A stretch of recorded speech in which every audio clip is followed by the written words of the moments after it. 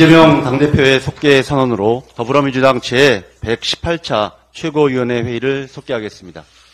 네, 회의를 속개하겠습니다. 먼저 이재명 당대표의 모두 발언이 있겠습니다. 네.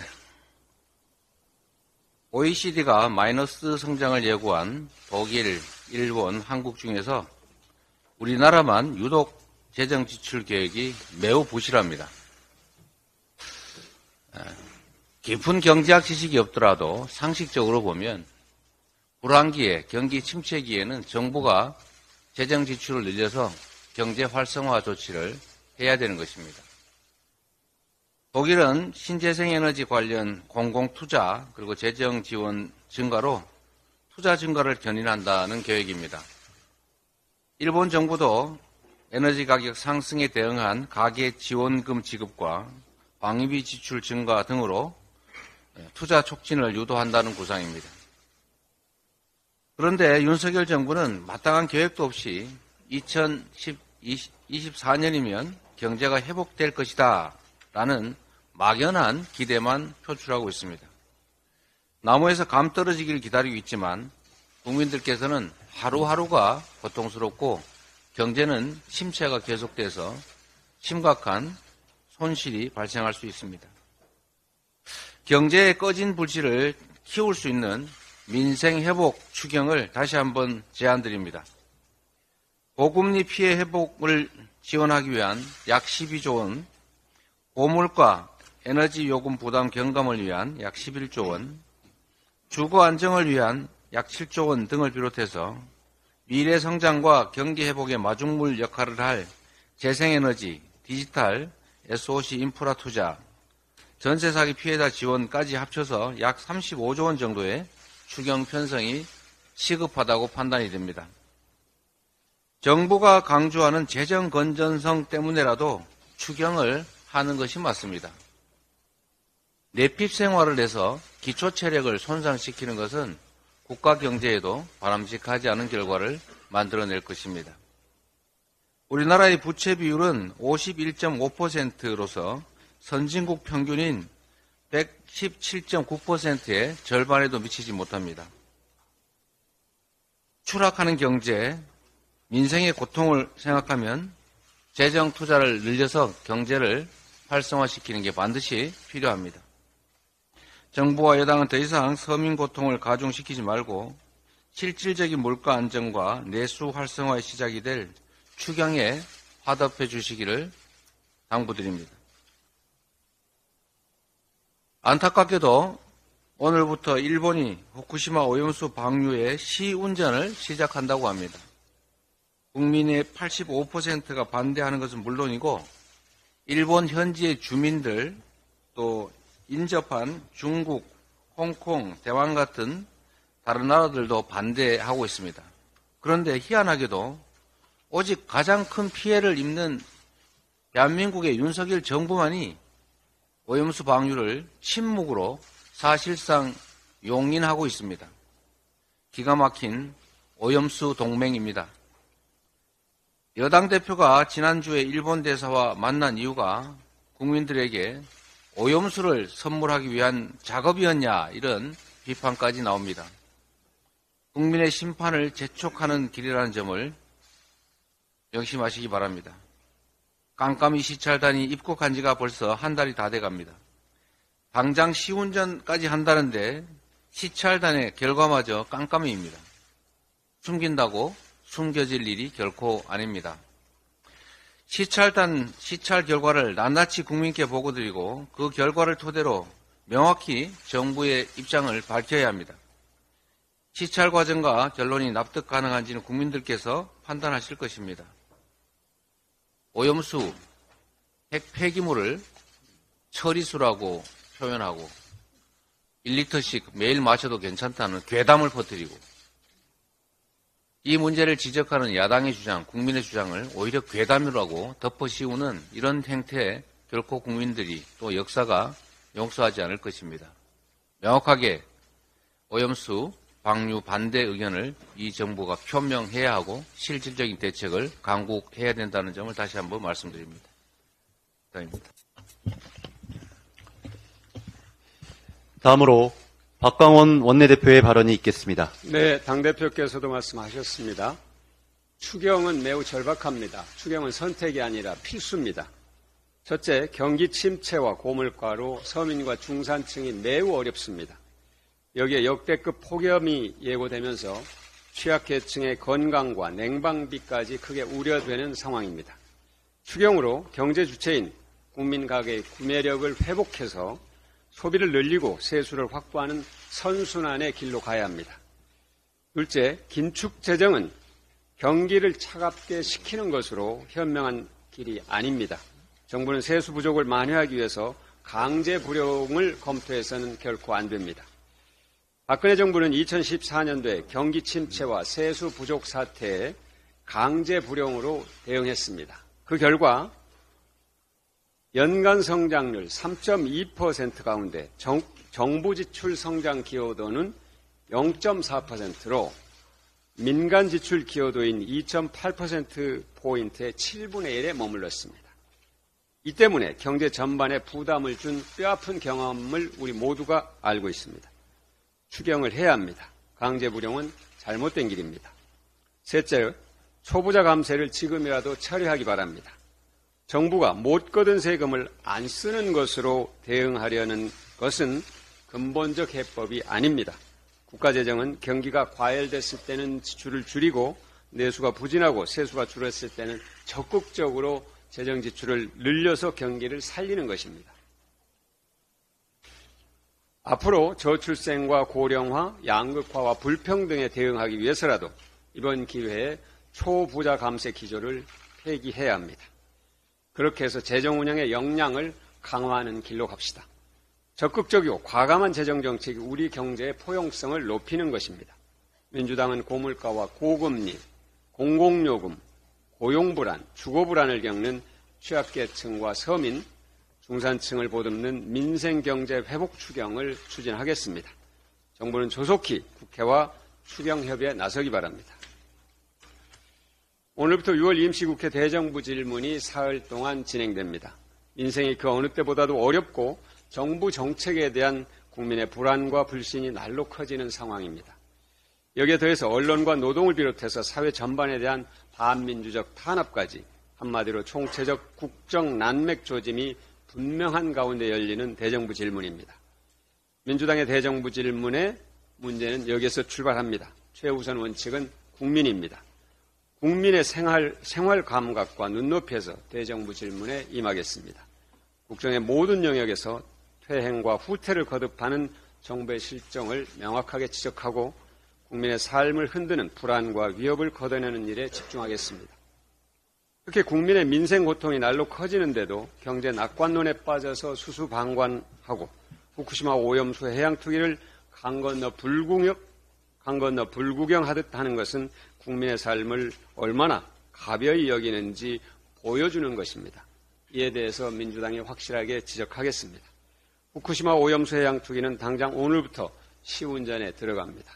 시간이 없습니다. 절대 다수 모든 국민이 반대하고 있습니다. 쥐은 죄도 없이 형 집행을 기다리는 사형수 같은 심정이라는 절규를 민주당은 외면하지 않겠습니다. 국민의힘에도 당부하고 또 촉구합니다. 대한민국 국회가 결코 호락호락하지 않다는 것을 함께 보여줘야 합니다. 그런 점에서 국민의힘에서 나온 IAEA 보고서 이후의 청문회 열자 주장은 국민께 큰 걱정을 드릴 수 있다는 점을 말씀드립니다. 후쿠시마 오염수 검증특별위원회 구성과 청문회 실시 합의로 여야가 모처럼 힘을 모으는 모습을 보여드렸는데 검증을 무력화하는 시간 끌기용 꼼수로 비춰질 수 있습니다. 국민의 생명과 안전을 지키는 일입니다. 책임 있는 집권당 모습을 거듭 촉구합니다. 이상입니다. 이어서 정청래 최고위원의 발언이 있겠습니다. 민주당의 혁신의 핵심은 국회의원 기득권 내려놓기입니다. 대의원제 폐지, 당원 소환제 합시다. 후쿠시마 핵 오염수 시험 방류가 오늘부터 시행된답니다. 일본은 끝내 국제사회의 경고를 무시하고 바다 범죄를 저지르려 합니다. 2차 세계대전 전범국가 일본이 이제 청정한 바다와의 전쟁을 일으키려 합니다. 도쿄전력은 지난 6일 원전에서 바다까지 판 약 1km의 해제 터널에 바닷물을 채웠습니다. 일본 후쿠시마 TV는 지역 어민들이 오염수 방류에 강력하게 반대하고 있어 일본 정부와 이견을 좁히지 못한 채 평행선을 달리고 있다고 보도했습니다. 일본 어민들도 반대하고 있건을 대한민국 윤석열 정권은 오히려 일본 정부 대변인 노릇을 하고 있는 건 아닌지 의심스럽습니다. 통탄할 일입니다. 국민의힘 김기현 대표는 우리나라를 침략한 중국 운운하며 일본의 방류에 반대하는 중국을 향해 거친 언사를 쏟아냈습니다. 김기현 대표는 일제 침략 36년은 기억에 없습니까? 국민의힘은 친일 반중 노선으로 가는 겁니까? 내년 총선도 한일전으로 치르시겠습니까? 조만간 민주당 혁신위가 출범할 예정입니다. 혁신의 핵심 내용은 국회의원 기득권 내려놓기입니다. 국회의원은 혁신의 대상이지 혁신의 주체가 아닙니다. 따라서 혁신위에 국회의원이 포함되는 것보다 당원 중심으로 꾸려져야 할 것입니다. 대한민국의 주권은 국민에게 있고 모든 권력은 국민으로부터 나오듯이 민주당의 주권은 당원에게 있고 모든 당권은 당원으로부터 나와야 합니다. 국민소환제는 아직 시행되고 있지 않지만 주민소환제는 2007년 7월부터 시행되고 있습니다. 민주당 당원 당규에도 이미 당원소환제가 규정되어 있습니다. 그런데 국회의원만 쏙 빠져 있습니다. 시도당위원장, 지역위원장, 최고위원 다 당원소환의 대상인데 국회의원만 빠져 있습니다. 주민소환제의 경우 기초자태장은 유권자의 15%가 소환 조건인데 이 장벽을 낮출 필요가 있습니다. 마찬가지로 민주당의 선출직 공직자, 특히 국회의원을 명시하고 당원소환제를 보다 뚜렷하게 만들 필요가 있습니다. 당원 소환 조건도 완화할 필요가 있고 당원 당규를 위반하였거나 당 정체성을 심각하게 훼손한 해당 행위자에 대한 당원 소환제를 기왕에 당원 당규에 있는 만큼 출범할 혁신에서 핵심적으로 논의해 주시기 바랍니다. 대의원제 폐지는 6월 9일, 10일 이틀간 여론조사 꽃에서 조사한 바에 따르면 대의원제 폐지 및 표의 등가성 유지가 73.5%이고 현행 대의원제 유지는 고작 11.2%로 나왔습니다. 당에서는 민주당 지지층이 아니라 권리 당원을 대상으로 대의원제 폐지에 대한 당원 소환제에 대한 전수조사를 해야 할 것입니다. 대의원제 폐지, 국회의원 당원 소환제 이것이 국회의원의 기득권 내려놓기 혁신의 출발이자 핵심 내용이 되어야 합니다. 장경태 혁신위에서도 당원 소환제에 대한 논의가 있었습니다. 후퇴해서는 안 될 것입니다. 대통령도 탄핵했던 대한민국 국민입니다. 국회의원은 당의 공천을 받고 당선됩니다. 당연히 국회의원도 당원들의 탄핵 대상에 포함시켜야 합니다. 국회의원만 예외일 수 없습니다. 국민 파면, 당원 파면이 실제로 시행돼야 합니다. 민주당의 주인은 국회의원이 아니라 당원입니다. 당의 주인인 당원이 머슴을 쓸 수도 안 쓸 수도 있게 해야 합니다. 정권은 짧고 국민은 영원하듯이 국회의원은 짧고 당원은 영원합니다. 정권이 국민을 이길 수 없듯이 국회의원이 당원을 이길 수 없습니다. 그래야 할 것입니다. 이상입니다. 다음으로 고민정 최고위원의 발언이 있겠습니다. 윤석열 정부는 청와대 졸속 이전에 이어 이번엔 수신료 졸속 징수를 밀어붙이고 있습니다. 청와대 이전 당시 많은 국민들은 예산 낭비와 보안상의 문제점들을 지적하며 준비의 중요성을 요구했지만 윤 대통령은 단 하루도 청와대에서 잘 수 없다며 청와대를 나와버렸습니다. 결국 이전한 용산 대통령실은 하늘길이 뚫리고 도청을 당하는 위험한 상황에 직면했고 이제는 세금 먹는 하마가 돼버렸습니다. 오늘 오후 방통위는 KBS의 수신료 분리징수를 위한 시행령 개정 논의를 한다고 합니다. 한상혁 방통위원장을 강제 면직 처분한 것도 모자라 이에 대한 집행정지 신문이 시작되기도 전에 이 중차대한 일을 내지른다고 합니다. 상위법과 충돌하는 기형적 상황이 예견되어 있음에도 아나무인입니다. 마치 국정 운영이 도박판이 된 것 같습니다. 아무런 대안도 없이 무조건 고를 외치고 있습니다. 수신료 납부는 방송법의 의무 규정으로 되어 있습니다. 그러나 시행령 개정으로 한전이 강제 징수하지 않을 경우 국민들의 수신료 납부는 현저히 떨어질 것이고 그 다수의 국민은 세금 체납자가 될 것입니다. 즉 국가가 국민을 법 위반 상태로 내모는 꼴이 되는 겁니다. 또한 수신료 분리징수를 하게 되면 5천억가량의 재원 부족 상태가 발생할 것으로 추산됩니다. 그렇다면 공영방송을 아예 없애는 게 아닌 한 그 부족한 재원을 국가가 마련해야 하는데 어떻게 마련할 것입니까? 대안이 있습니까? KBS 스스로 돈을 벌게 하려면 KBS 1의 광고를 전면 허용해야 할 겁니다. 그렇게 되면 한정된 광고 시장에 KBS라는 공룡이 들어가게 될 것이고 그러면 결국 MBC, SBS는 물론 TV조선, 채널A 등 다른 방송사들의 광고 수익을 잠식하게 될 것입니다. 수신료는 단지 KBS만의 문제가 아닙니다. 재난방송과 장애인방송, 국제방송 등 공적 영역을 담당하는 공영방송을 국가가 어떻게 운영할 것인가에 대한 문제입니다. 땡윤 뉴스나 하라고 정권 찬양이나 하라고 공영방송이 있는 게 아닙니다. 땡윤 뉴스를 듣고 싶다면 평소 즐겨 듣는 보수 유튜버를 보시면 됩니다. 그냥 내키는 대로 내지른 청와대 졸속 이전으로 대통령 지지율 추락은 물론 얼마나 많은 예산을 낭비했는지 잊으셨습니까? 국정 운영은 도박판이 아닙니다. 수신료 졸속 징수는 공적 시스템의 붕괴는 물론 방송시장에 대한 대혼란을 야기할 것입니다. 윤 대통령은 공영방송 겁박하기를 즉각 멈추고 대안을 제시하십시오. 이번에는 박찬대 최고위원의 발언이 있겠습니다. 김기현 대표의 아들이 가상자산 업계의 임원인 것으로 밝혀지자 느닷없이 제1야당 대표를 공격하고 나섰습니다. 도둑이 매를 든다는 말이 떠오릅니다. 가상자산 관련 의혹이 제기됐을 때 보유 현황과 거래 내역을 투명하게 공개하자고 했던 김기현 대표의 말을 기억합니다.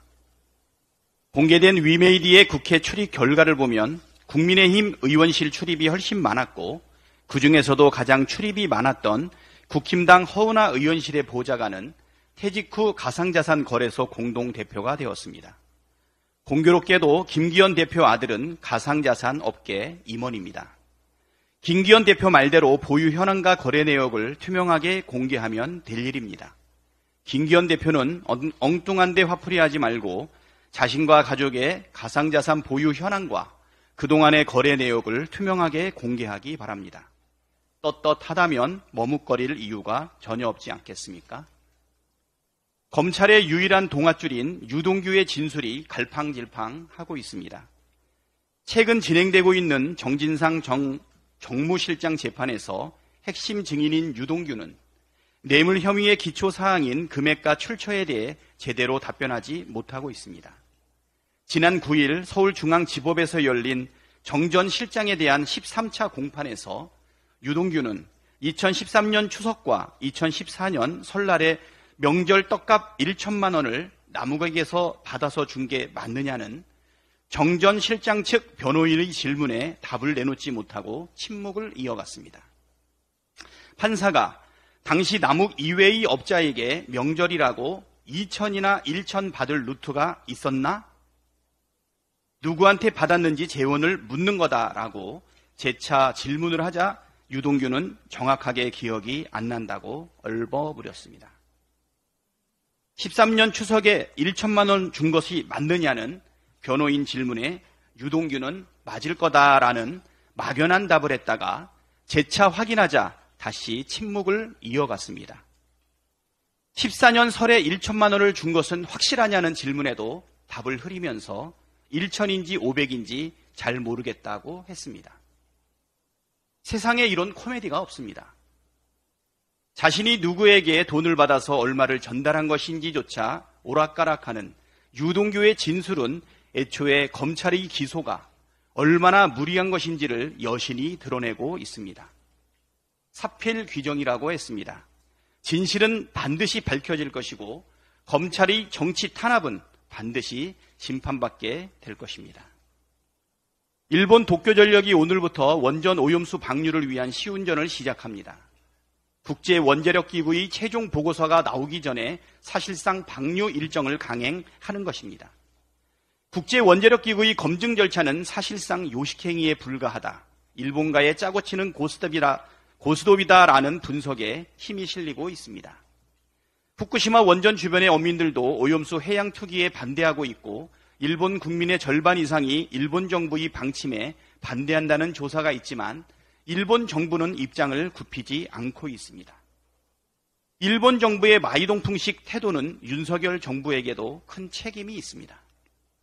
윤석열 정부는 우리 국민의 85.4%가 반대하는 일본 정부의 무리한 오염수 해양 투기에 반대하고 제동을 거는 대신 오히려 해양 투기를 찬성하는 듯한 태도로 일관해 왔습니다.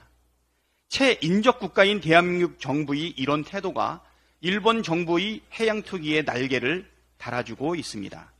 국익은 없고 국민의 건강권을 포기한 최악의 굴종외교, 그 정점에 윤석열 대통령이 있습니다.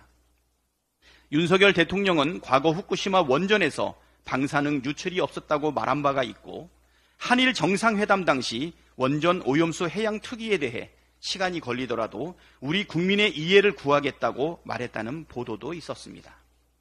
한일 정상회담 이후 정부와 국힘당의 태도가 확연하게 찬성 쪽으로 바뀌었지만 여전히 윤석열 대통령은 자신의 발언에 대해 직접 해명을 하고 있지 않습니다. 국민의 건강과 안전, 관련 업계의 존망이 직결되는 큰 사안임에도 불구하고 윤석열 대통령은 숨어 있습니다. 고작 임기 5년짜리 대통령이 국민의 건강과 안전을 이렇게 내팽개쳐도 됩니까? 윤석열 대통령은 비겁하게 숨지 말고 당장 후쿠시마 원전 오염수 해양 투기에 대한 자신의 입장을 명백하게 밝히십시오. 이번에는 장경태 최고위원의 발언이 있겠습니다. 김기현 대표님, 아드님 코인 먹튀 해명하시고 코인 공개해 주십시오. 지난 6월 5일 최고위 발언을 통해서 국민의힘 지도부에 가상자산 직계 좀비속 공개를 제안드린 바 있습니다. 당시에는 아무 말씀 없으시다가 언론 보도 하나 나오자마자 발끈하시는 것을 보니 더욱 궁금해집니다. 가상자산 공개하라는 질문에 봉급받고 일하는 회사원일 뿐이라고 동문서답하지 마시고 코인 재산 공개 제안에 대한 답변부터 하시기 바랍니다. 김기현 대표는 아드님이 조선 언론에서도 인정하고 국내 최대라 평가받는 코인 관련 회사 해시드의 자회사에 2021년 11월부터 근무했다고 말씀하셨습니다. 22년 공개된 아드님의 재산은 자산 약 5억 4천여만 원, 금융채무 약 5억 2천여만 원이었습니다. 23년 공개부터는 독립생계를 이유로 고지 거부하셨는데 코인 관련 업체 이직 시기와 비슷한 이유는 무엇입니까? 참고로 언론 보도에 따르면 모 회사인 해시드 대표는 보유했던 큰 논란이 됐던 루나코인으로 4조 원 가량의 수익을 낸 적도 있다고 알려져 있습니다. 그런 해시드 자회사의 최고 운영 책임자로 김기현 대표의 아드님이 근무하고 계십니다. 중소기업이라면서 왜 모 회사에 대한 얘기는 쏙 빼놓으셨습니까? 아드님의 회사에서 투자금을 모은 후 사업을 방치하고 있다는 이른바 러그풀 투자 사기 논란에 대해 김기현 대표는 입장을 밝혀주십시오. 러그풀은 디지털 자산 프로젝트를 갑작스럽게 중단하거나 잠적하여 투자금을 훔치는 형태의 투자 사기입니다. 아드님 회사는 약 20여 규모의 러그풀 의혹을 받고 있습니다. 장해찬 국민의힘 청년 최고위원은 암호화폐 법안까지 발의하며 뒤로는 암호화폐 보유하면 욕먹는 게 당연하다, 억울하면 정치하지 말라고 발언한 바 있습니다. 김기현 대표께서는 아드님 코인 먹튀 논란에 대해 해명하시고 직계가족 가상자산 재산신고부터 해주십시오. 이동관 특보가 극우 성향 유튜브에 출연해 보수 우파에 제대로 된 분들은 지상파를 보지 않는다고 말했다고 합니다. 아마도 이동관 특보의 말처럼 이동관 방통위원장 임기 이후에는 KBS 대신 신의 한수가 공중파가 될지도 모르겠습니다. 신의 한수에서 나왔던 21대 총선 투표 조작설, 전광훈 목사 지지선언 등을 KBS 9시 뉴스에서 볼 수 있을지도 모릅니다. 모든 국민이 예상하시는 것처럼 이는 방송과 언론의 붕괴이며 민주주의의 몰락입니다. 또한 자녀도 전학은 선도의 결정이었다 등 해명이 거짓으로 드러나고 있는 만큼 더 이상 믿을 수 없는 상황이 돼버렸습니다.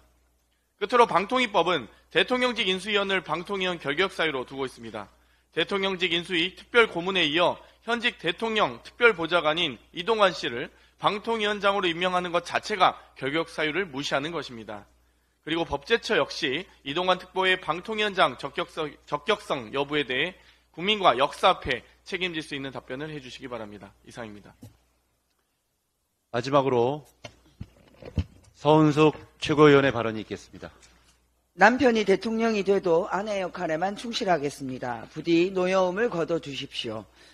대통령 선거 당시 김건희 여사는 자신을 둘러싼 각종 의혹에 대한 분노를 잠재우기 위하여 기자회견을 통해서 울먹이며 약속한 말입니다. 그러나 이 약속은 전혀 지켜지고 있지 않습니다. 대통령 해외 순방에 항상 동행하고 국내 주요 행사에 대통령을 대신하여 참석하고 있습니다. 대통령실은 김건희 여사가 대통령의 국정 파트너라고 발표했습니다. 국정 파트너라면 대통령의 주요 국정을 김건희 여사와 협의한다고 볼 수밖에 없습니다. 일국의 대통령 부인께서 대통령 선거 당시에 국민에게 했던 약속을 정면으로 어기면서 대통령의 국정 파트너가 되고 있습니다. 그러나 이에 대한 해명이나 사과는 전혀 없습니다. 국민은 완전히 무시당하고 있습니다. 도대체 김건희 여사는 왜 이럴까요? 대통령과 김건희 여사는 여기에 해답을 주지 않습니다.